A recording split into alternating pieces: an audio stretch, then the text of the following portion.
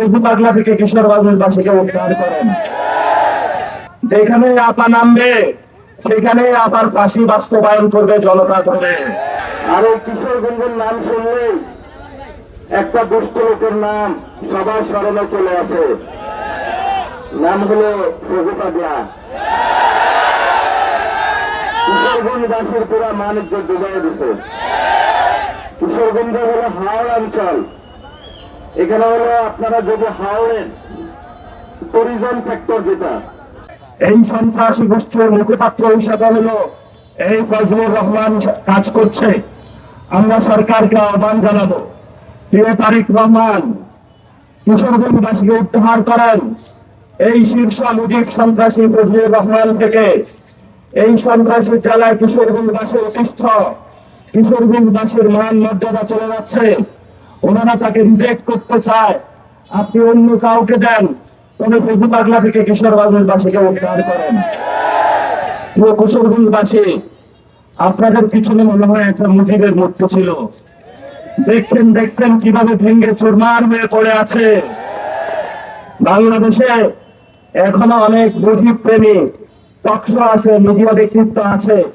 তারা স্বপ্ন দেখে ডিসেম্বরে নাকি তাদের আপা আসবে।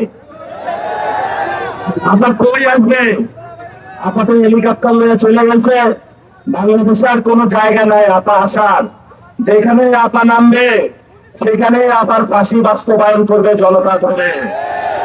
হাজার জায়গায় বাংলাদেশের ফাঁসির মঞ্চ প্রস্তুত আছে। আর বাংলাদেশে মোটামুটি সব জায়গায় আমরা গরু পালি। গরুর দড়িগুলা অনেক লম্বা লম্বা শক্ত আছে। এই দড়িগুলা শেখ হাসিনার জন্য প্রস্তুত আছে। এখানে নামবে সাথে সাথে বাংলাদেশে তার ফাঁসি বাস্তবায়ন করা হবে। এক সেকেন্ডও আমরা দেরি করবো না। আমরা আজকে সরকারকে জানাবো, মাদকের বিরুদ্ধে নিয়ম করেছেন। প্রথমে পার্লামেন্টে যারা এমপি রয়েছে, পার্লামেন্টে ঢুকার আগে তাদেরকে ভোট টেস্ট করতে হবে। যদি এমপিদেরকে বাংলাদেশে ভোট টেস্ট করা হয় আর কে কোন মদের বারে বসে, তাহলে এটা যদি আপনারা চিহ্নিত করতে পারেন, বাংলাদেশে যুব সমাজ মাদকের করাল গাছ থেকে মুক্তি পাবে। আমরা আপনাকে সাবধান করে দিচ্ছি, যদি ভারতের সাথে কোনো চুক্তি করেন, ভারতের সাথে দফারফা করেন, আমরা আপনাকে আসসালামু আলাইকুম জানাবো। তখন আপনাকে আমরা দেখবো না আপনি কার সন্তান।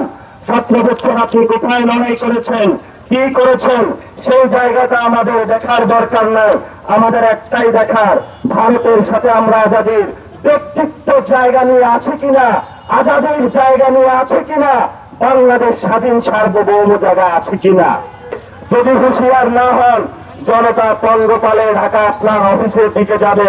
আপনারাও শেখ হাসিনার মতন পালাইতে বাধ্য হবেন। বাংলাদেশে স্থায়ী ঠিকানা হবে না।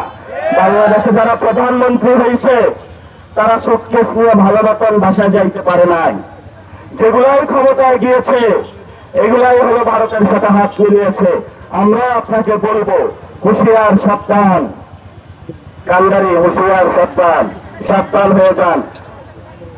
আপনার জন্য আশা করি যে ইঙ্গিতে যথেষ্ট, আপনি বুঝে নেবেন।